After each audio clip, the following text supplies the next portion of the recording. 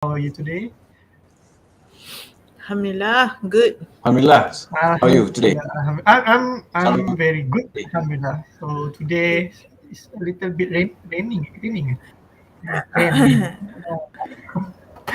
So yeah, so today we actually launching our new program for travel for Dakwah and Freedom. So we will tell what is travel for Dakwah, and Mr. Roslan also maybe have more explanation in Atika. If you have any questions, you can ask directly Okay, um, inshallah. to us or to Mr. Roslan. So maybe we can start our live or launching today. Maybe we can start how maybe I can ask Mr. Roslan how this travel for dakwah started. Maybe you can tell a little bit history about this program. Okay, Assalamualaikum warahmatullahi wabarakatuh. Thank you, Mr. Labu. Thank you, Atika. Uh, Program. We've thought about this program with, with the youngsters like you and Atika since 2019. But we were just toying around with the idea of, traveling, locally or internationally. But it became serious in 2022, actually, because when the COVID-19 has died down or slowed down, a lot of countries started to open their borders, and I thought, Labu and Natika and me and Iman at the time, we're probably thinking about traveling overseas, actually. We're thinking about maybe we can go to Turkey or Libya or something like that, and just go for, for traveling to look at their lifestyle over there, since we've got friends, right? Having said that, it's a good opportunity still for young people to actually travel abroad or even locally. But since we've done some, what do you call that, work with enough, I thought it's a good idea to expose the young people to the, what do you call it, to do some social project. For example, it's good that while they're traveling somewhere, they can meet up with the orphans, or they can meet up with the poor people, so they can understand how this will live. Okay, and at the same time, they open up their eyes to new places that they visit. Some places they probably have visited, but with a new twist, with new outlook. When they visit certain areas, they can understand there are some people surrounding the areas who live in difficulties. So that's the idea. That's how the idea started. If we look title or the programs, the names, they have two parts. First one is dakwah, and then another is freedoms. Maybe how the dakwah can relate it to the freedoms. Mm. Yes, interesting question. A lot of people, especially young Malays, they understand the word dakwah means trying to enforce Islamic values, Islamic principles to other people, whether they're Muslims or not. Okay, but really the word dakwah means invite. Okay, inviting means that, for example, if you invite people into your house, you tend to treat them nicely, right? You give them food, drinks, and so forth. So dakwah means invite, actually. What I want them to understand is that when we talk about dakwah, it's not like you carrying Quran everywhere, like trying to convert people. No, that's not. When we talk about dakwah, it's actually we try to invite people to understand our journey, our aspirations, our missions. Our mission is trying to help the poor. So we are inviting the young people to look at how the poor people live, so that when you become business leaders one day, or if you become leaders, political leaders, for example, you have a true deep feeling of sincerity to help the poor, not just because you want to put your face on TV, okay, but you actually feel deep feelings towards them, and you start to think creatively and critically how to help the poor. So really, the word dakwah is actually inviting everyone to have a look at those poor people or the orphanage, and at the same time, we start to travel to certain places, okay, nice places, for example. Now, when you travel to certain places, in Quran, for example, Allah wants us to travel, okay, so that you can see what Allah has bestowed on those localities, for example. Okay, maybe Allah has blessed the area, maybe Allah has punished some people in certain areas. So those are for us to see the wisdom of what Allah has made this earth for. So I think maybe we should understand that da'wah is not enforce laws, okay, upon people. Da'wah means invite. Okay, there's a I think there's a verse in the Quran regarding Allah actually wants Prophet Muhammad to do the da'wah.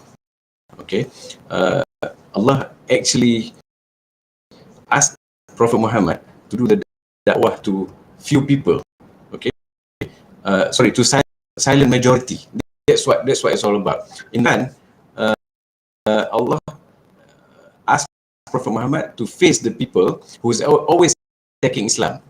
Okay, Allah give the so that Prophet Muhammad keep inviting people, not to this those who oppose him, but to the people in there in silent majority. Okay, for example, okay, this interesting thing is, like, for example, if you have got a very good channel with a lot of viewers, let's say they've got 1 million viewers, for example, but when you look at the comments are probably less than 1,000. So what happens to other viewers? Okay, those other viewers are actually a silent majority who didn't say anything. They understand, trying to understand what's going on. So what we are trying to do now is invite those silent majority to understand the poor people in Malaysia, for example.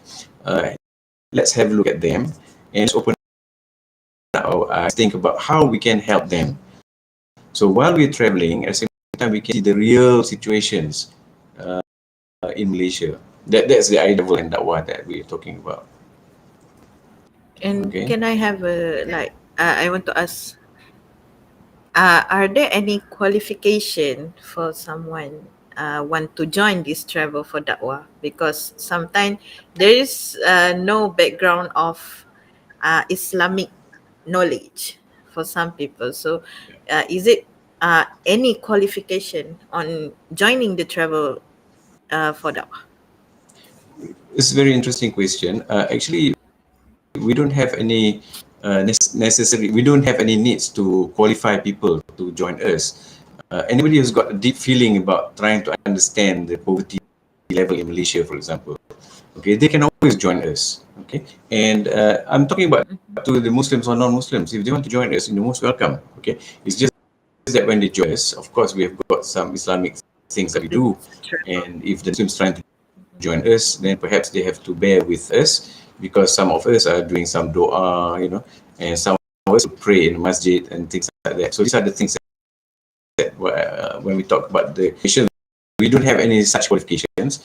We really open everybody to join us. It's very interesting to see all ages. Okay, so it's not necessarily at young age. We also invite those not very young or from school levels, for example, or very young, around 50 years old. They can join us. They can understand what's happening in Malaysia if they join us. So to answer again, we don't have any strict qualifications. We don't have qualifications in that sense. Okay, everybody most welcome to join, Okay. and don't feel pressure that you'll be, we're trying to convert you to become Muslim and all that. No, that's not our intention. Okay, so our intention is to actually to expose. Main intention is to expose the young people towards the poverty level in Malaysia. So that's. I hope that I've answered your It doesn't question. mean like only Muslim youngster, non-Muslim also can join, because Yes, right yes, now, yes. yeah, Malaysia, we are mixed between the races. So of course they want to go in a group Yeah. with a friend. So that's why I asked Oh, about sure. it. You understand it. Oh yeah. And one question. Okay. Are there any hint which place that will travel for dakwah provide for this travel? Okay. Any hint? Okay. This. Yep. We're going to choose. interesting places, basically, we've got many places that we are not on the drawing board. We have got some areas of interesting places, like maybe by the ocean, or maybe in the somewhere in the jungle and stuff like that. But we're not going to go there yet. Okay, we make it easy for everybody to travel first. So one of the interesting places that we've chosen is actually in Perak, a place called Lenggong, and this place is actually very serene environment. A lot of people don't know about Lenggong, so we try to expose Lenggong to people out there. And in Lenggong, there are a lot of poor people, and I'm talking about they actually, it's a lot of families in Lenggong not doing very well. So when we go to Lenggong, you can explore the jungle. You can explore the what do you call it? The river stream. There's very serene environment. If you go, if you're so stressful in your at your, okay, you can come over to Perak. Then we go to Lenggong, and you stress out of your mind, for example. Okay, at the same time, when you help people, when you see people in the world, poor people, you start to feel contented with life. In other words, meeting poor people will make you actually feel contented inside. So that is actually opposite to stress. So if you feel contented inside, sooner or later you become happier in your life. And there's a research, has been proven that if, for example, you help people, you tend to be happier. That's because there's some hormones being secretes, dopamine, oxytocin, and all that. Those are the happy hormones. So the more you help people, the happier you should be. So in terms of hints of the places that we want to invite, as I said just now, one of them is Lenggong. We are also looking at like Penang and other interesting places. Okay, so I hope everybody can join us. But we have places different months, so we are planning for future, inshallah. Inshallah. Inshallah. Inshallah. I give to So Labu. maybe I don't have more questions. Thank you for all for our launching today. So maybe next week, or Thank you. maybe we can have a little bit live also uh, to explain more about our program Travel for Dakwah and Freedoms. So thank you for To Jimmy. join, So thank you Atika, and thank you Cik Roslan for Thank you very much, explanations. Abu. Thank you so much, thank Atika. you. So inshallah we'll Thank try to have another live session again if you like. Maybe next week or maybe next 2 weeks. Okay, inshallah. Okay. Inshallah. Okay. All right. Thank you Okay, thank you everyone. Assalamualaikum. everybody. Thank you. Assalamualaikum warahmatullahi wabarakatuh.